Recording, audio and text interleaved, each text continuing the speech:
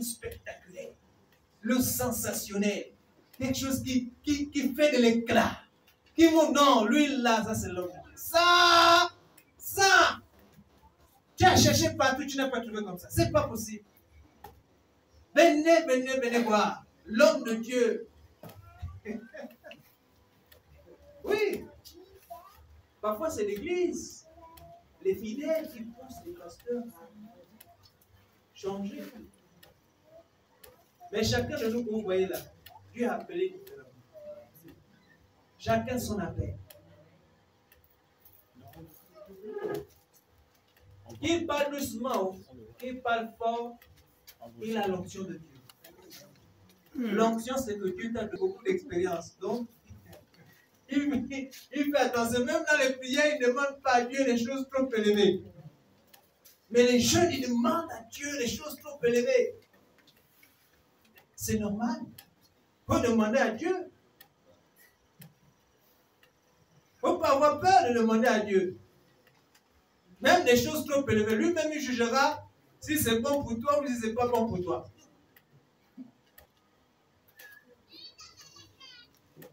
Amen. C'est ça la prière. La prière, c'est adresser à Dieu et adresser à Dieu. Alors, si tu as des besoins, si tu as besoin de gloire, demande à Dieu, dis Seigneur, moi, j'ai envie d'être président de la République. Dans mon cœur, là, ça bouillonne de devenir président de la République. Et puis Dieu lui-même te dit à mon fils, oui, tu vis d'abord, mais ce n'est pas toi. Ce sera ton fils après toi. Amen. Amen. Vous vous souvenez de l'histoire de David? David a prié pour construire le temple de Dieu. Il dit, Seigneur, laisse-moi te construire un temple. Dieu lui dit, tes mains ont trop le sang. Tu es un guerrier, tu as trop fait la guerre. Je ne veux pas te laisser me construire un temple. Ton fils va me construire un temple. Du coup, David savait ce qu'il avait à faire. C'était de préparer tout pour que son fils, au moment venu, construise le temple de Dieu. Amen. Voilà. Donc, ils vont prier. Dis, Seigneur, oui, moi je veux ça. Et puis Dieu va te dire, ah, oui, mais ce n'est pas dans cette direction que je te veux dans telle autre direction. Je n'ai pas dit, bon, ah, le Seigneur lui-même, il sait, il fera. Non, demande. Bon, donc maintenant la question. Quels sont les besoins pour lesquels tu pries le plus? Quels sont les besoins pour lesquels tu pries le plus? Là, c'est la question qui t'est posée toi-même. Je vais mettre l'image où il y a les... Je vais mettre là où il y a... Voilà. Quels sont les besoins pour lesquels tu pries le plus? Est-ce que c'est seulement les besoins du corps?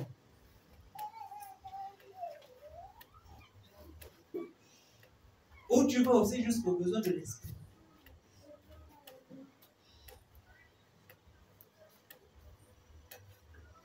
Quand même tu examines toutes tes prières que tu fais, quand tu te retrouves dans la présence de Dieu, en train d'adresser à Dieu les prières, tu pries le plus pourquoi?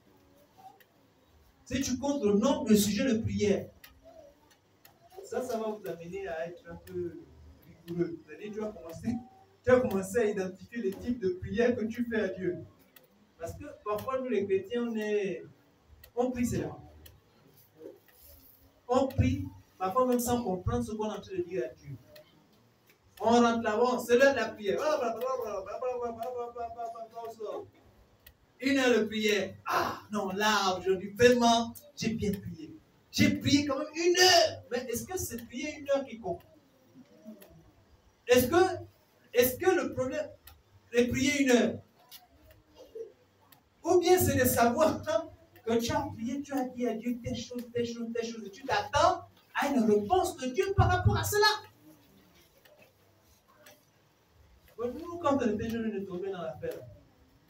Parce qu'on voulait comparer. Quand tu te retrouves en réunion, tu dis non, les gars, les réunions des hommes spirituels, nous on appelait les réunions des.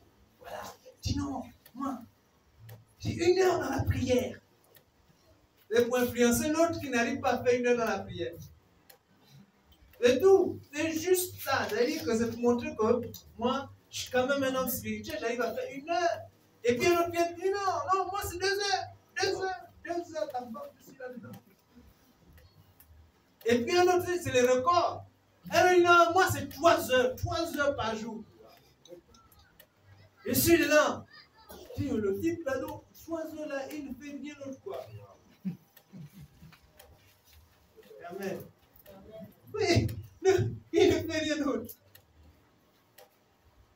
Voilà, quels sont les besoins pour lesquels je prie le plus? J'ai remarqué que nous, particulièrement nous en Afrique, on prie plus pour ça ou plus pour ça.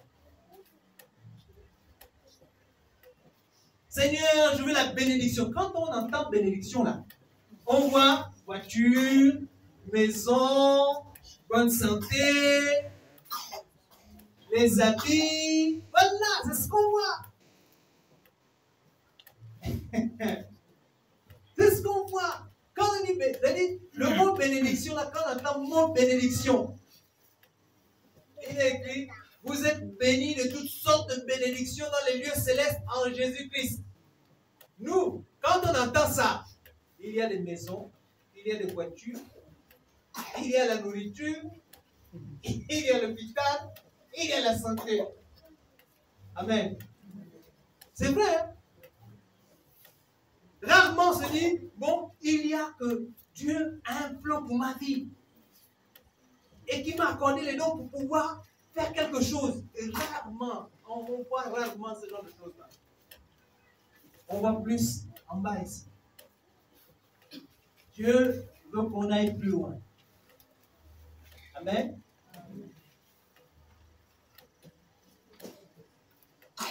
Alors, nous sommes à l'image de Dieu. C'est important de savoir.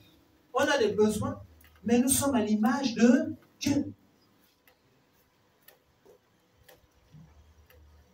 Et ici, ce que vous avez ici, c'est les 3 parties de l'homme. Vous avez l'esprit, l'âme et le corps.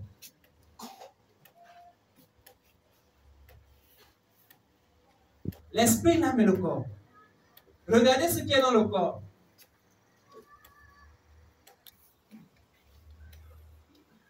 En tout cas, moi-même, ma première déception amoureuse, ça m'a dévasté.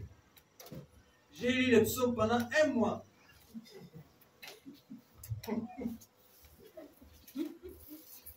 Voilà, je restais seulement sur mon lit allongé. Heureusement, c'était les vacances. Je restais sur mon lit allongé, je lisais que les psaumes. Les psaumes, c'est bien ça pour ça.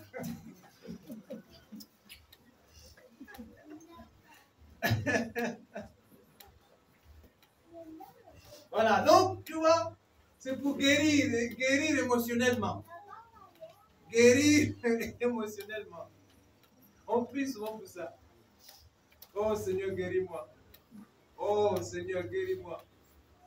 Oh Seigneur, aide-moi à enlever la colère.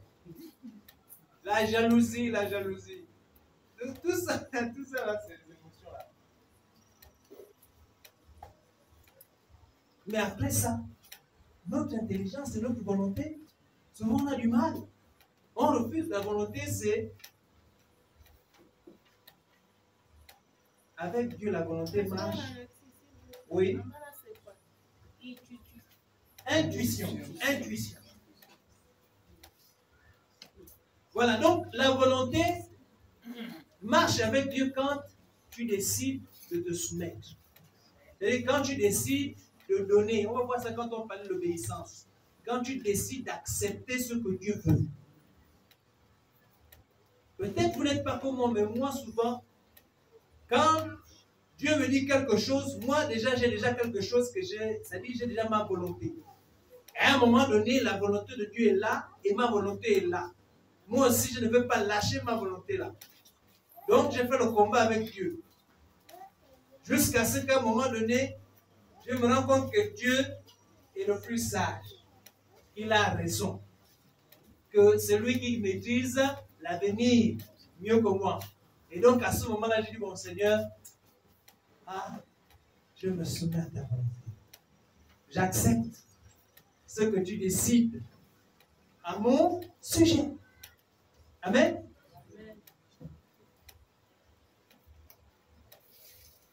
Parfois, mon âme est rebelle, il ne peut pas accepter.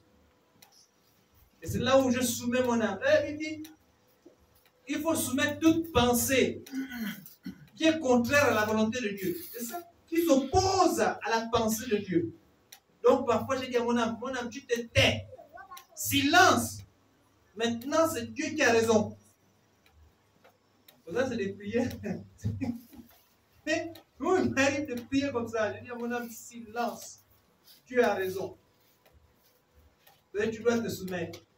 Parce que nous, on a un esprit rebelle. Notre âme, là. Notre âme. Rebelle. Il ne veut pas se soumettre à la volonté de Dieu. On nous a appris depuis qu'on est petit l'indépendance. Mais la prière marche dans la dépendance. La prière ne marche pas dans l'indépendance. Nous sommes indépendants, n'est-ce pas? En 1960, le Gabon est devenu indépendant. Donc, on nous enseigne l'indépendance. Le problème avec la prière, c'est que ça marche dans la dépendance. Donc, on doit passer de la mentalité d'indépendance à la mentalité de dépendance à Dieu. Plus je suis dépendant à Dieu, plus la prière va marcher. Plus je suis indépendant, plus la prière ne va pas marcher. Ok? Donc après, il y a l'intelligence. La Bible dit ceci. Que Dieu nous transforme par le renouvellement de notre intelligence. Donc nous devons prier pour que Dieu transforme notre intelligence, qu'il renouvelle notre intelligence, qu'il nous donne une nouvelle façon de raisonner, de réfléchir selon Dieu. Et puis on a l'esprit, on a la communion, la conscience et l'intuition. La communion, c'est ce qui nous permet de rentrer en contact avec Dieu. L'intuition, c'est ça la révélation. Est-ce qu'on prie pour que Dieu libère notre intuition? Ou nous on attend seulement que le pasteur, le prophète, parce que heureusement on a un prophète, que le prophète reçoive pour nous. Et si je n'ai rien reçu depuis un moment, ça veut dire que le prophète ici ne parle plus, donc je vais chercher un prophète pour parler. Et quand tu arrives là-bas, tu dois donner une offrande prophétique. On va commencer à faire ça ici à l'église. C'est des rebelles. Hein? Il ne donne pas au prophète. Oh non. Malgré toutes les paroles prophétiques prononcées. Voilà. Donc, toutes ces parties de notre corps ont besoin de notre prière. D'où la question de tout à l'heure. Pour quelle partie tu pries le plus? La Bible dit dans Genèse 1,26 que nous sommes à l'image de Dieu selon sa descendance. Et la Bible dit que Dieu est esprit. Et nous qui sommes ses enfants, nous devons l'adorer en esprit et en vérité. Mais en fait, adorer en esprit et en vérité, c'est ici.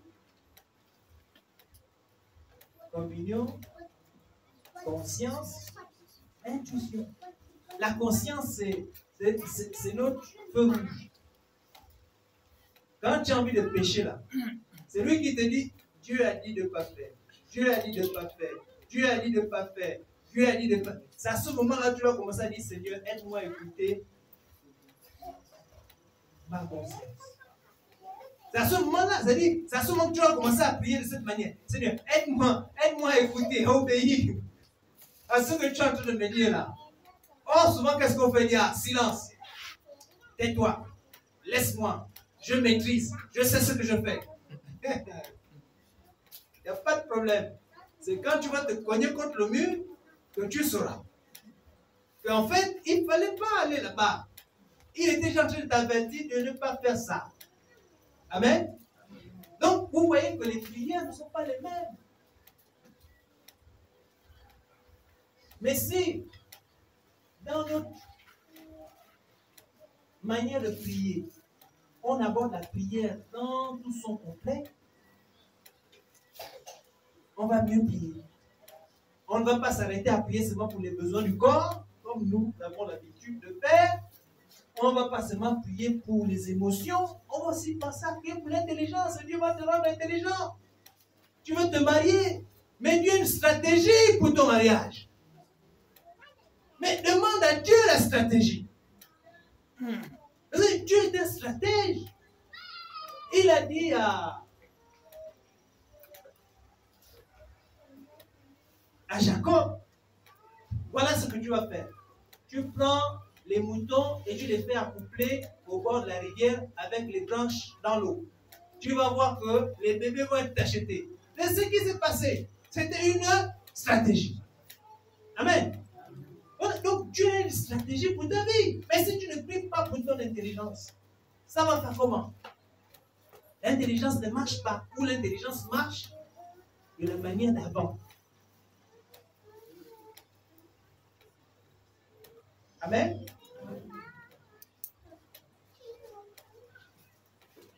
Où mettez-vous le plus de valeur? Où est-ce que tu mets le plus de valeur? Est-ce que c'est ici, dans le corps? Est-ce que c'est dans l'âme? Est-ce que c'est dans l'esprit?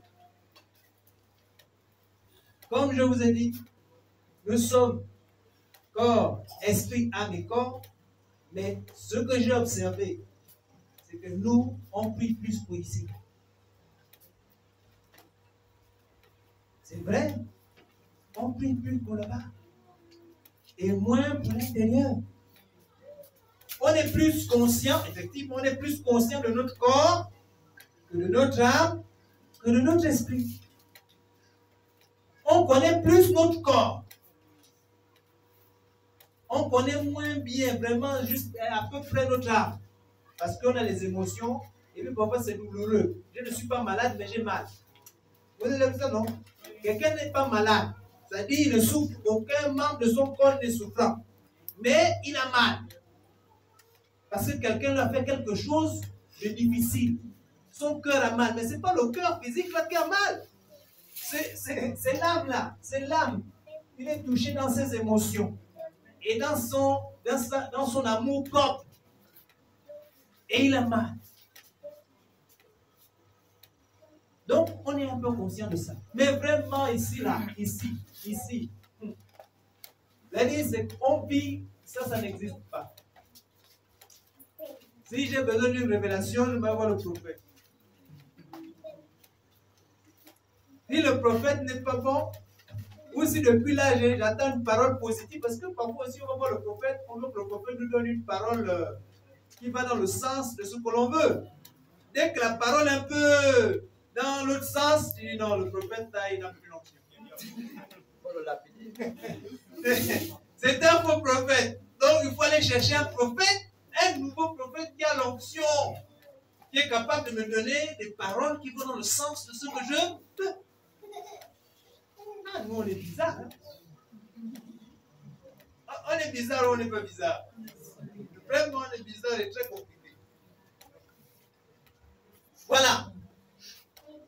Je nous en supplie. Demandons à Dieu de nous aider à réaliser que nous ne sommes pas qu'un corps. Que nous sommes un esprit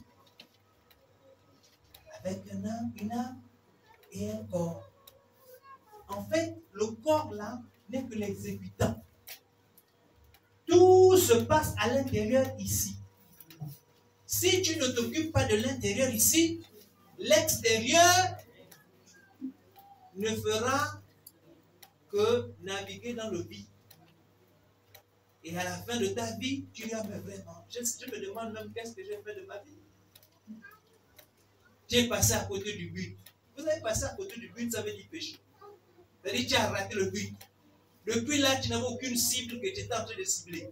Tu lançais les flèches à gauche, à droite, devant, derrière, dans tous les sens. Et tu n'as atteint aucun objectif de Dieu dans ta vie. Donc, en réalité, tu as échoué, selon Dieu. Tu as raté le but. Donc, vraiment, demandons à Dieu, ça c'est une prière, je nous encourage. Demandons à Dieu de nous aider à être plus conscients de ça qui est à l'intérieur. Parce que c'est de l'intérieur que l'extérieur va s'améliorer. La Bible dit c'est de l'abondance du cœur que la bouche parle. Un bon arbre produit de bons fruits. Mais un mauvais arbre va produire des fruits aigres. Moi j'ai un manguier chez moi. Quand je suis arrivé à cet endroit-là, j'ai vu le mangue, j'ai dit, ouais, ça c'est bon, on aura les mangues. Et quand ça a commencé à produire des grosses mangues, et puis j'ai cueilli. Quand je cueille, la mangue est déjà pourrie. Je me dis, bon, ok, là c'est parce que c'était mûr, donc je vais cueillir celles qui sont verts. Quand je cueille, elle est aussi déjà pourrie. C'est-à-dire, il y a déjà des insectes à l'intérieur qui ont commencé à bouffer alors qu'elle n'est même pas encore mûre. Ça, c'est un mauvais arbre. Chaque année, il me fatigue à nettoyer le sol pour rien, inutilement.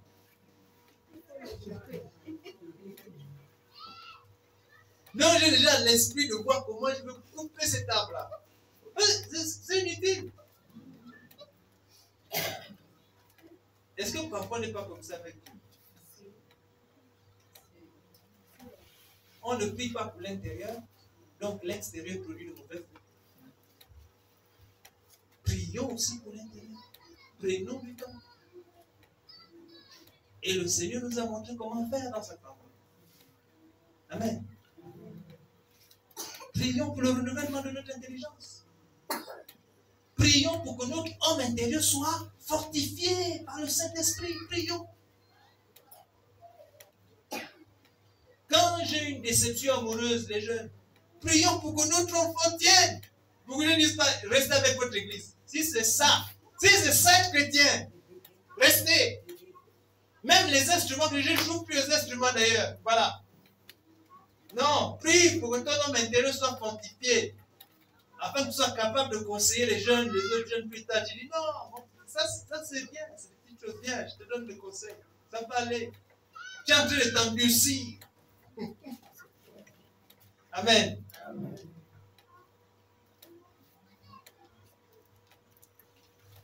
Alors, Dieu nous veut prospères. Dieu veut qu'on soit prospère. C'est pour ça qu'il nous a tout donné.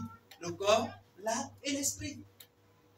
Et on vient d'apprendre qu'en fait, si tu veux être prospère à l'extérieur, c'est d'abord de l'intérieur qu'il faut faire. Mais si toi tu travailles que l'extérieur et tu veux être prophète, on va te manipuler à gauche, à droite. Tu vas aller dans tous les sens, tu vas dire non, en fait, il faut aller se plonger à 24 heures dans l'eau de l'Ampassa. Toi aussi, à 24 heures, tu plonges dans l'eau de l'Ampassa, tu ressors là-bas.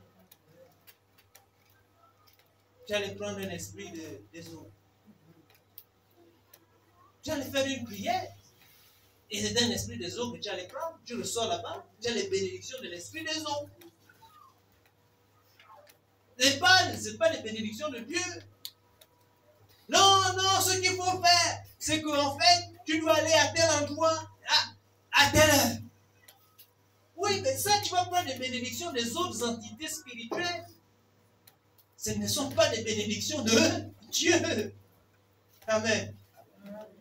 Pourquoi? Parce que toi, tu ne vois que l'extérieur. Mais en fait, la vérité, elle est à l'intérieur. Alors, prie pour l'intérieur.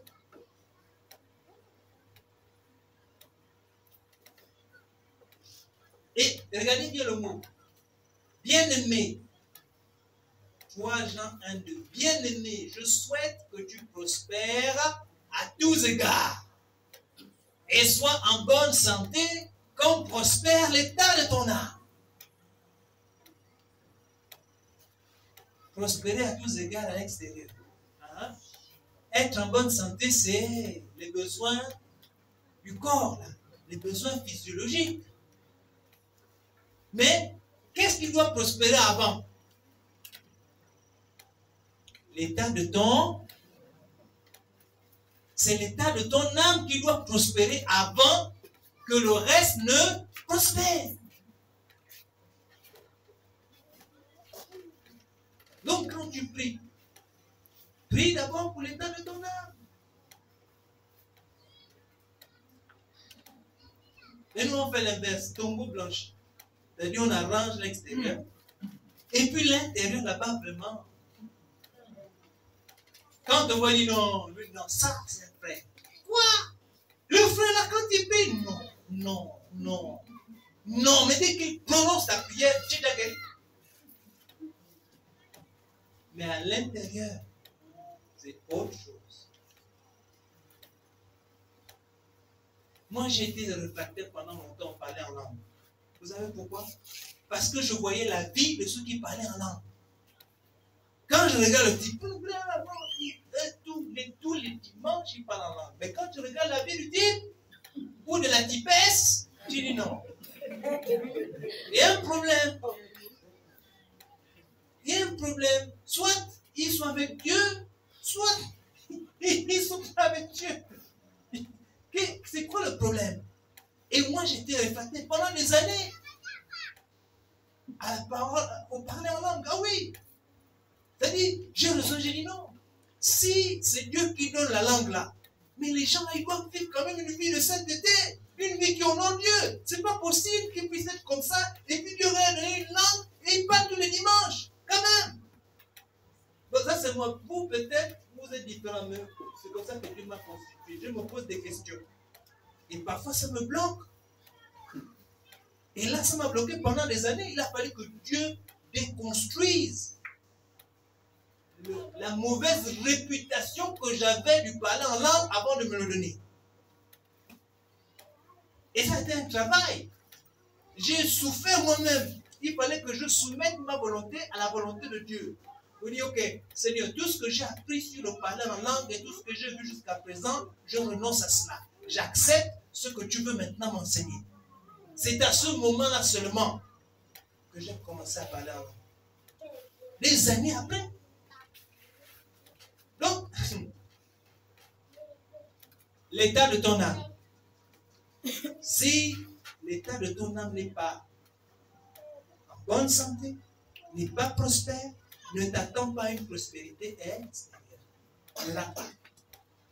C'est-à-dire, toutes les paroles qu'on va te prononcer, c'est du charlatanisme. Parce que Dieu, il a créé les principes et les lois.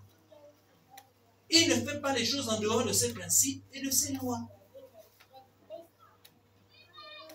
Il faut être prospère de l'intérieur pour prospérer de l'extérieur. C'est ce que Dieu a dit. Mais si toi tu vas à l'encontre, ça ne va pas marcher. Et les solutions que tu vas trouver, ce sont des fausses solutions qui ne marchent pas. Et même les prières que tu vas faire, Dieu peut te faire grâce de temps en temps.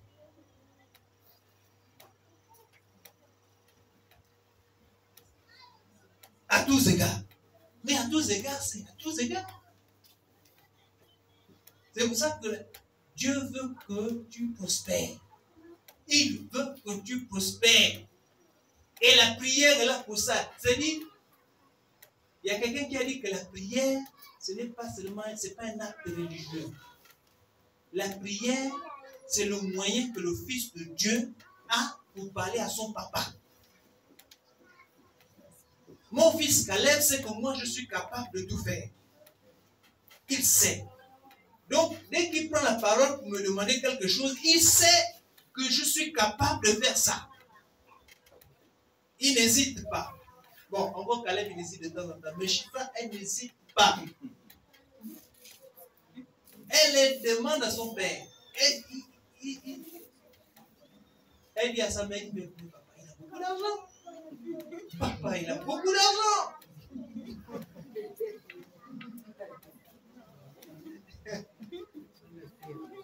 Oui, non. Elle dit, non, mais mon papa, il a beaucoup d'argent.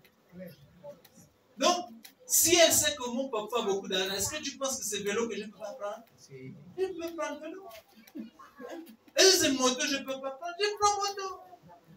Donc, c'est-à-dire, c'est ça la prière. La prière, c'est de considérer que ton papa a tout. Il a beaucoup d'argent. Il a tout. Et il peut te donner. Mais pourquoi est-ce qu'elle raisonne comme ça? C'est parce que dans son cœur, il n'y a aucun problème. C'est-à-dire, il n'y a pas de blocage. Il n'y a rien qui gêne cette façon de penser-là. Elle n'a pas encore appris que bon, papa, peut-être qu'il peut avoir des problèmes, il peut... non, il n'y a pas ça dans son cœur. Donc, elle croit que je suis capable de tout. Et nous devons croire que notre Dieu est capable de tout. Amen. Amen. Ce qui nous amène donc à notre attitude dans la prière. Si on ne sait pas qu'on a des besoins, si on ne sait pas les différents besoins qu'on a, si on ne sait pas que notre Père est capable, alors notre attitude dans la prière est une mauvaise attitude. C'est sûr. Tu vas être du genre, Seigneur, je te demande vraiment de me donner à manger parce que je n'ai pas. Mais bon, si tu voulais que je dors faim, c'est pas grave quoi. Bon, maintenant, qu'est-ce que tu as demandé à Dieu? Est-ce que tu as dit que tu voulais manger? Tu dis que tu as besoin, mais en réalité, tu n'as pas besoin. Donc, Dieu est libre de te donner ou de ne pas te donner. Maintenant, s'il choisit de ne pas te donner, à ce moment-là, tu vas dire que Dieu, il ne répond pas aux prières ou qu'il répond aux prières? Hein? Dieu ne répond pas aux prières. Et tous ces types de prières que tu fais là, après Dieu ne répond. Oh, vraiment, non. On prie. Ah bon, prie. Ah bon, prier, rien à faire. Mais tu demandes comment? Donc, notre attitude dans la prière va dépendre souvent aussi de nos expériences, expériences de la vie. Le passé influence notre présent. Et ça influence même les sujets de prière que nous adressons à Dieu. Tu es passé par des moments difficiles. Et maintenant, un autre frère, vous savez, le mariage. Tu es passé par des moments difficiles dans ton mariage. Et un autre frère passe aussi par des moments difficiles. Il vient dire, frère, prie pour moi. Je dis, ah mon frère, vraiment, le mariage c'est dur, hein? C'est dur le mariage. Je dis, voilà ce que j'ai vécu, c'était comme ça. Bon, écoute, ça va aller. Ça va aller. Mais peut-être que Dieu voulait que le frère sorte de sa situation rapidement. Toi, tu es en train de le traîner, pourquoi? Parce que tu as vécu de mauvaises expériences avant. Le domaine de la prière, ce n'est pas forcément l'expérience. Il y a l'expérience, oui. Mais parfois, Dieu peut te donner une intuition différente concernant le frère. Ou une orientation, une parole de connaissance par rapport au frère. Souvent, on n'est pas vigilant par rapport à cela. Amen. Donc, notre intérieur et notre extérieur, c'est-à-dire ce qu'on a vécu à l'extérieur, et parfois les blessures, ou encore les ravages, je vais un peu loin dans l'extrême, parce que parfois la vie nous a ravagés à l'intérieur. Au point qu'on ressemble à une épave. Ça arrive, hein? Et qu'on n'a pas encore demandé à Dieu de laisser, et que Dieu n'a pas encore fait le travail de restauration, de guérison dans nos cœurs. Alors, nos sujets de prière vont être aussi, comment on dit, emballés dans toute cette souffrance-là. C'est-à-dire à ce moment-là, c'est mieux de prier, Seigneur, mon cœur n'est pas bon. Mon cœur est mauvais. S'il te plaît, guéris mon cœur. Amen. Quand je devais me marier, et que j'ai rencontré ma femme, je me suis rendu compte que les blessures du passé m'ont rattrapé. Et à ce moment-là, Dieu m'a montré une image de mon cœur. C'était comme une passoire. C'est-à-dire, une passoire ou une corbeille, c'est tu mets de l'eau et l'eau ne peut pas, tu ne peux pas retenir l'eau. Et dit, mon fils, ton cœur est comme ça. Donc tu ne peux pas aimer dans cet état-là. Je dis, ok Seigneur, s'il te plaît, répare mon cœur. Guéris mon cœur. Restaure mon cœur. Et Et Dieu a fait le travail. Dieu a fait le travail de restaurer mon cœur pour que je sois capable d'aimer. Amen. Ça, c'est l'intérieur. Alors, quand Dieu a travaillé l'intérieur, l'extérieur peut maintenant se manifester différemment.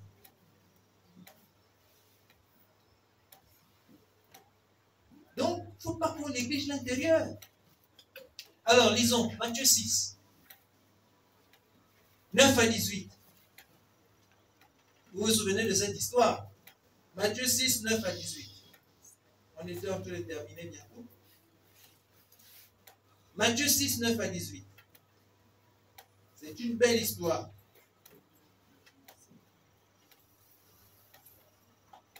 Matthieu 6, 9 à 18.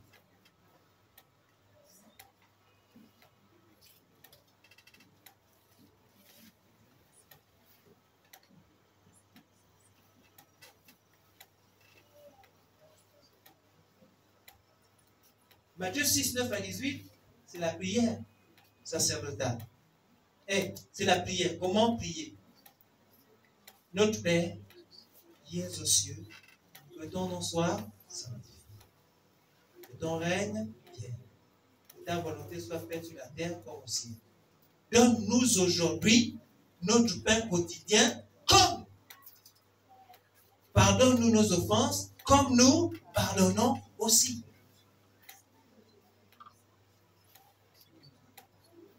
Amen. Donc, finalement, la prière touche 3 groupes de personnes.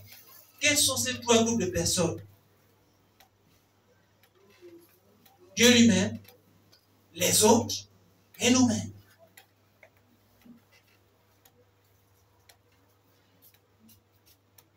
Mais nous, nos prières sont souvent centrées où? Chez nous-mêmes là. Vous voyez, nous-mêmes là. Moi-même. Seigneur, moi. Donne-moi, je veux moi, j'aime moi, je cherche moi, je veux avoir moi. Tout est moi. Essaye de compter le nombre de fois. Essayons de compter le nombre de fois où nous prions pour moi-même. Comptons un peu le nombre de fois. Toi-même, c'est-à-dire, j'essaie de penser à toutes les dernières prières que tu as faites. Et tu comptes le nombre de fois que tu as mis moi dedans. Le nombre de fois que tu as pensé à moi. Tu vas te rendre compte qu'en fait, parfois 100% des prières que tu as fait les 5 derniers jours, c'est en rapport avec moi-même. Donc, tu penses que toutes les prières que Dieu doit exaucer, là, c'est seulement les prières qui te concernent. Ou je vais nous englober. Est-ce que nous pensons que toutes les prières que Dieu doit répondre, c'est seulement les prières qui nous concernent? Dieu ne peut pas t'amener à prier pour quelqu'un d'autre.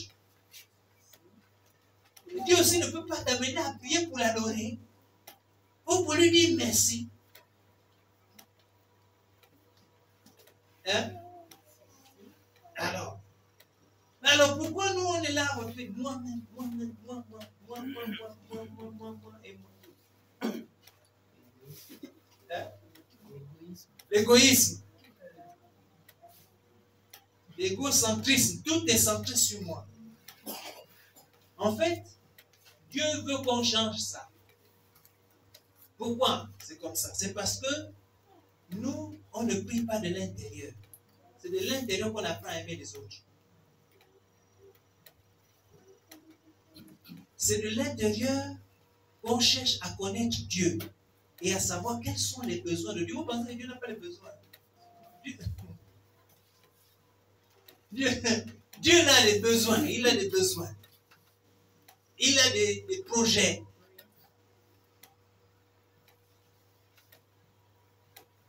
Il a des besoins, il a des projets. Et il attend que nous puissions nous mettre dans ces projets-là. Parce que c'est nous qui avons les mains, les pieds pour aller exécuter les projets de Dieu. Mais quand on ne prie pas, on ne pense pas à l'intérieur, on pense que tout l'aspect physique, c'est nous le physique. La santé, c'est nous. N'est-ce pas, non? Le travail, c'est nous qui avons besoin. Manger, c'est nous qui avons besoin de manger. Ce n'est pas Dieu qui a besoin de manger. Donc, du coup, on est centré sur nos besoins. Alors que Dieu a un plan merveilleux pour toi. Un projet extraordinaire pour ta vie. Pour que tu deviennes la personne ou la femme ou l'homme de valeur qu'il a prévu. Sauf que tu es centré sur tes besoins. Mais demande un peu, Seigneur, révèle-moi tes besoins. Dis-moi quel est ton plan. Qu'est-ce que tu veux que je fasse? Est-ce que je suis venu sur la terre ici pour regarder les autres? Est-ce que je suis seulement venu m'asseoir? Ça aussi, c'est des prières.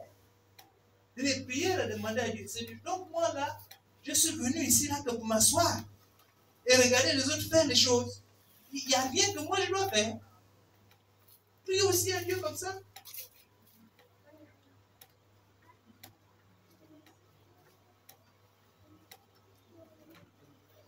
Prie aussi à Dieu comme ça. Quand on dit, on demande, cherchez quel est le plan de Dieu, et quel est le don, quel est mon don, et quels sont mes talents. Mais on prie comment? On prie, Seigneur, vraiment, révèle-moi mon don, révèle-moi mon talent. Change de prière, prie, Seigneur. Donc moi là, je suis venu dans le monde là pour accompagner les autres. Les autres, ils font ça. L'autre, il a fait ça. L'autre, il sait même chanter. L'autre sait danser. L'autre sait jouer à la musique. Donc, moi, là, c'est pour seulement les accompagner que je suis venu m'asseoir et puis les regarder. Dieu va te dire pourquoi tu es venu sur la terre. Et c'est un bon sujet de prière. Amen. Qui concerne qui? Dieu. Parce qu'il avait un but quand il t'a envoyé ici. Dieu ne fait pas les choses au hasard. Si tu es là, c'est qu'il a un but pour lequel tu es là. Donc, il faut lui demander, Seigneur, pourquoi je suis là. Il va te dire, ça c'est les réponses que tu cherches, non? Depuis là, les réponses aux prières.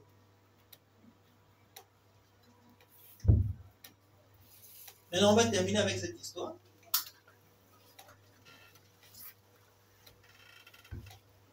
Luc 18, 9 à 4. Notre attitude dans la prière va dépendre de l'image que nous avons des trois groupes de personnes que je viens de citer, à savoir Dieu, les autres et nous-mêmes. Notre attitude dans la prière va dépendre de ces trois groupes de personnes. Lisons. Luc 18.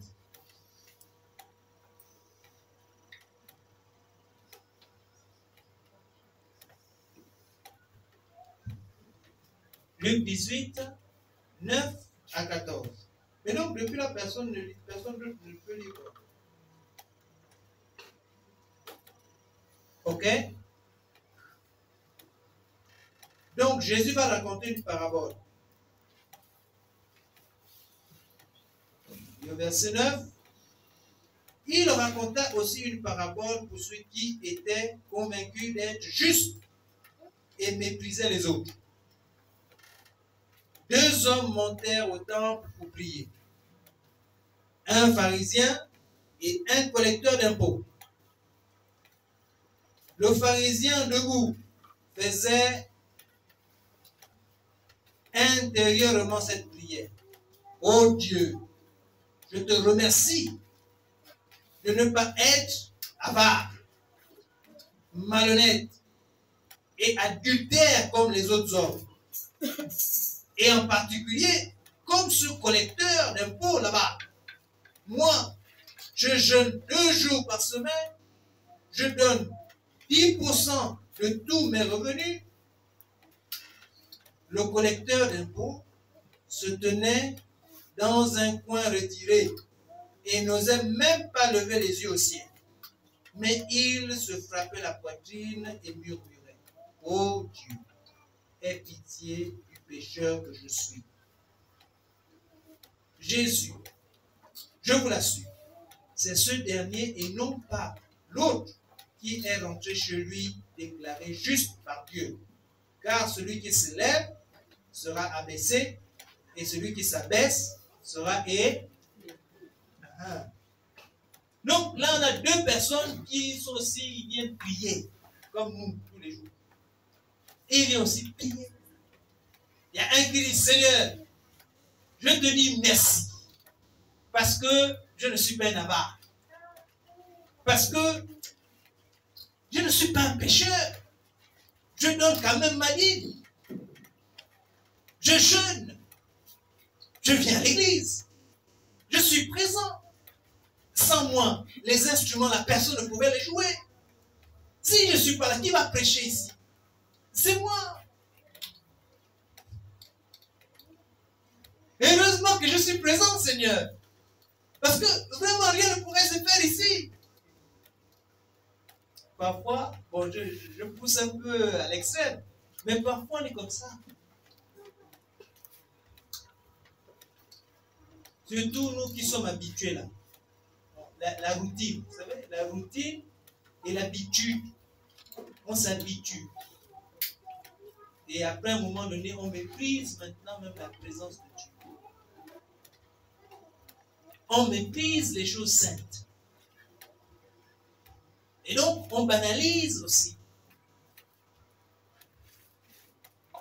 Même dans la prière, on banalise. Parce qu'on est déjà habitué. La routine est installée. Amen. Oui, nous les anciens, nous les vieux, là, on est comme ça. Parfois, on banalise maintenant. Et on se permet certaines choses. Comme le pharisien, lui, c'est un pharisien, il étudie la loi. Donc, quand il prie, il présente à Dieu toutes ses prouesses, ses capacités, ses bienfaits à l'église. Comment est-ce qu'il exerce son don dans la présence de Dieu? Comment est-ce que ça fait du bien au peuple?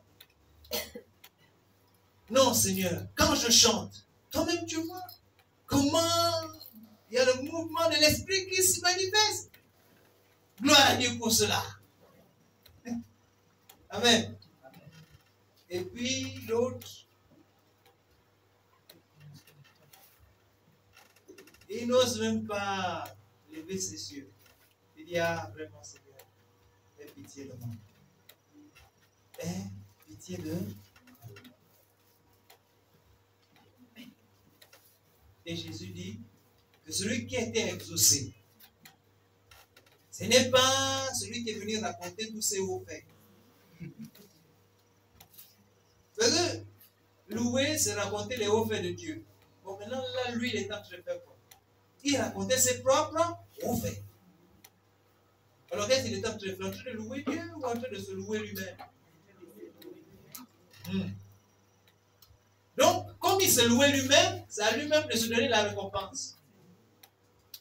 Le Seigneur dit, lui là, il est rentré chez lui sans rien. Par contre, l'autre, qui s'est humilié, qui a reconnu qu'en fait, il n'est rien.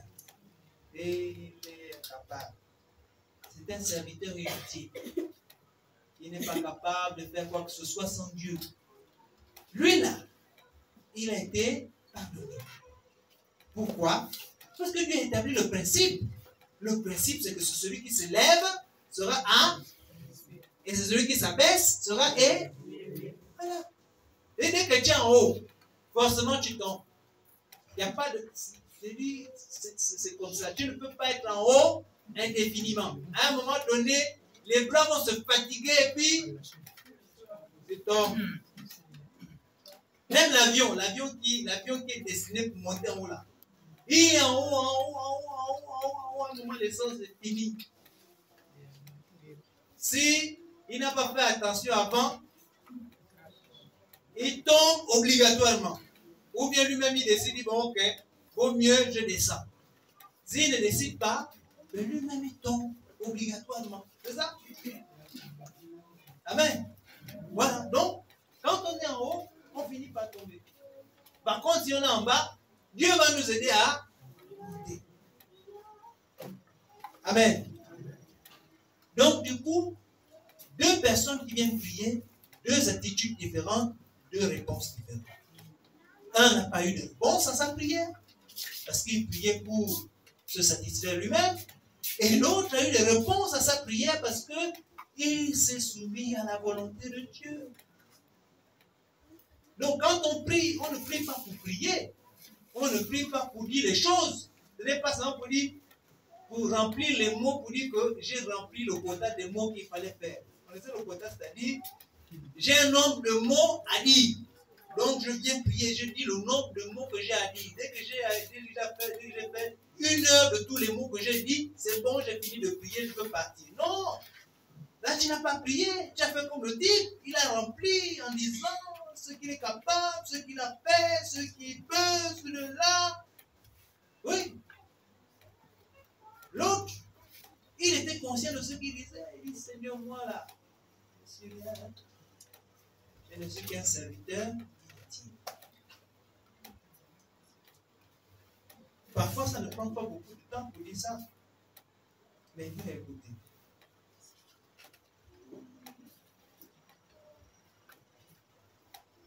Amen. Donc, du coup, quelle image tu as de Dieu? Quelle est l'image que tu te fais de Dieu? C'est un petit Dieu? C'est un Dieu qui bastonne? C'est un Dieu qui punit? C'est un Dieu qui maudit? Alors, si ton Dieu est un Dieu qui punit, qui bastonne et qui maudit, c'est sûr que quand tu vas prier, tu vas penser que dès que tu as péché là, il y a une malédiction qui va tomber sur toi. Tu vas oublier que Dieu a dit que si je confesse mes péchés, Dieu est fidèle et juste pour me pardonner et me purifier de toute iniquité. Tu vas simplement voir la chicotte qui va se battre sur toi et te rendre infirme. Mais Dieu est un Dieu d'amour. C'est notre papa. Le père, il ne chicote pas pour faire du mal à son enfant. Au contraire, s'il punit, c'est parce qu'il aime bien. N'est-ce pas? C'est ça, non? Voilà. C'est pour corriger, pour remettre sur le droit chemin. Donc, Dieu n'est pas un papa méchant. On a vu tout à l'heure, quand vous priez, dites notre Père. Donc, c'est ton papa. Tu t'adresses à ton papa quand tu pries. Donc, l'attitude que tu dois avoir, c'est une attitude d'enfant. Tu ne viens pas montrer au Père que tu es grand. Tu as un besoin. Moi, je parlais à mon père quand j'ai besoin de chaussures. Mon papa là, en fait, bon, j'ai déchiré la chaussure. En fait, je n'ai plus de chaussures. Alors là, ça donnait lieu à vraiment une grosse remontrance. Mais vous déchirez les chaussures, vous faites ceci, vous faites cela, il parle. Et puis, il va dormir. Il n'a rien dit, il n'a même pas répondu. C'est-à-dire, il n'a rien dit par rapport à le problème que je lui ai posé. Il est parti. Tout ce que je retiens, c'est que vraiment, il m'a vraiment ramassé. Et puis 2 jours plus tard, il dit, mais voilà, accompagne-moi. Je vais appeler. On va au marché. Il dit, bon, regarde. Il va choisir ses chaussures, ok? Et puis le reste, on se voit après. Il est parti. Donc me voilà maintenant, entre les boutiques, là, il a les gens en train de chercher à choisir ma chaussure. Et ce quand il n'a pas dit, quand il n'a rien dit, au moment où je venais de lui parler là, est-ce qu'il n'a pas écouté? Il l'a écouté. Mais il m'a quand même corrigé pour dire que, quand même, il ne faut pas que tu gaspilles les chaussures tout le temps. Fais quand même attention, sois prudent. J'aurais pu dire, mon père est méchant, il ne peut pas me donner les chaussures. Mais non, il est en train de réfléchir à la stratégie. Il va voir comment faire. Et puis, au final, il me donne. Amen. Voilà. Donc, quelle image on a de Dieu? Si on a une mauvaise image de Dieu, notre prière va aussi être mal formée. Quelle image on a des autres? Si tu n'aimes pas ton prochain, c'est-à-dire ton frère, ton oncle, ta mère, ton pasteur, Si tu ne les aimes pas, tu vas prier pour eux. C'est-à-dire, au moment où tu penses à lui, c'est-à-dire, vous savez que parfois, quand un frère a des problèmes, Dieu te met à cœur de prier pour ce frère. Mais toi, tu as des problèmes avec lui. Et donc, pendant que tu as prié, Seigneur, vraiment, souviens-toi de l'église. Le nom du frère apparaît dans ton esprit. Qu'est-ce que ça te fait? Le cœur, tu es dans la prière, le cœur moisi. Dis, vraiment ces gens-là, non. C'est fini. Dieu voulait que par ta prière, le frère soit délivré. Mais toi, tu n'es pas disposé à prier pour le frère. Parce que tu ne l'aimes pas. Tu le détestes. Donc, même ta prière est gaspillée. Parce que donc, tu sors déjà de là, tu dis non, vraiment, des gens comme ça, ouais, c'est fini. Donc, si tu aimes, si tu as compassion, tu vas mieux prier. Amen. Jésus intercède à notre place. En fait, il se met à notre place. Il a pris notre place. Il a accepté de porter notre faute. Alors, il peut être le meilleur intercesseur. Il peut mieux plaider notre cause parce qu'il connaît exactement quel est notre problème.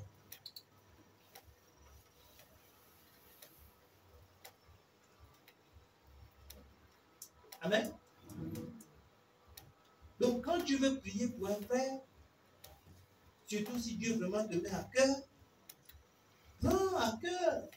Si tu es énervé contre lui, demande à Dieu de t'aider. C'est-à-dire, c'est même la première prière à faire.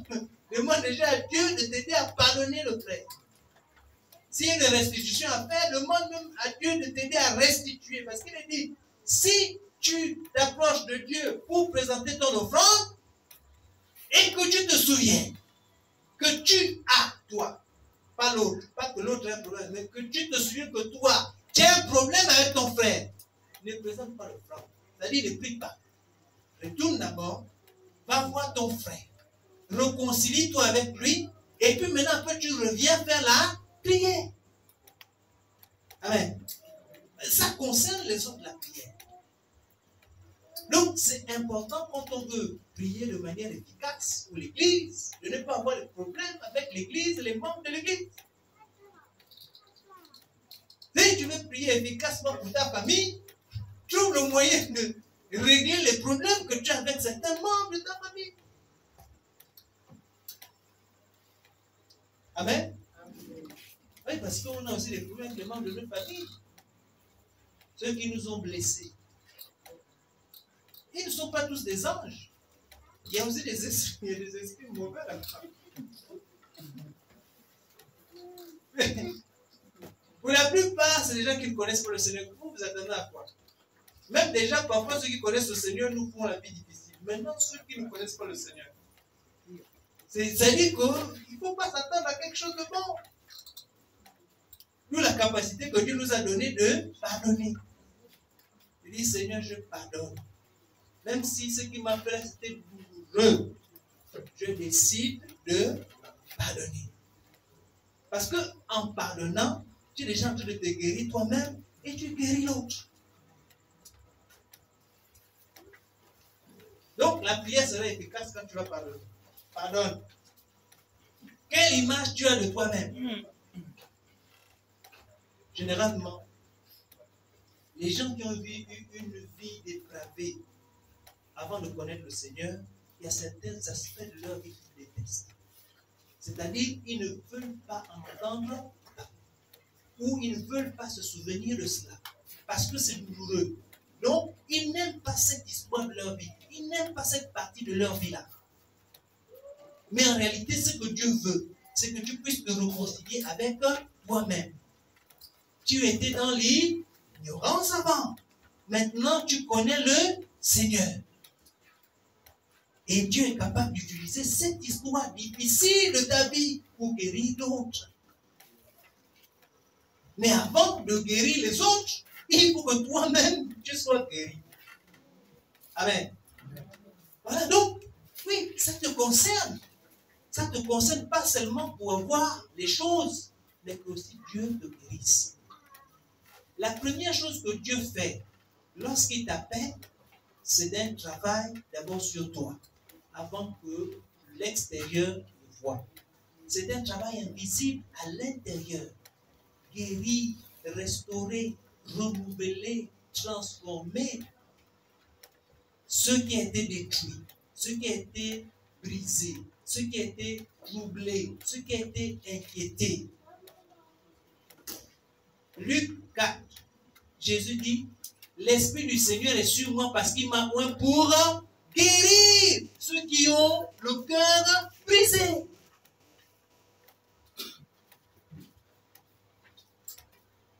Pour guérir ceux qui ont le cœur. C'est-à-dire, c'est le sacerdoce de Jésus. C'est son mandat. C'est pour ça qu'il est venu. Donc arrête de souffrir avec un cœur brisé. Jésus est venu pour ça. Noël, là qu'on est en train de célébrer, c'est pour guérir le cœur brisé. Si Jésus guérit le cœur brisé, l'extérieur que tu cherches là, ça va devenir propre. Mais si Dieu ne guérit pas le cœur brisé, l'extérieur sera toujours au tchotcha, comme tu es en train de le voir. Amen. Donc prie pour toi-même, pas pour avoir les choses, mais pour que Dieu guérisse. Que Dieu guérisse. Il est tout à fait capable pour ça. C'est même pour ça qu'il est venu. Guérir le cœur brisé. Rendre libres les opprimés. Délivrer les captifs. Alors tu te sens emprisonné dans un truc bizarre. Demande à Dieu de te délivrer.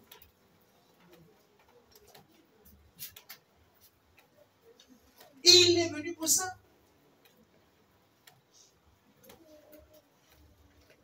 Amen.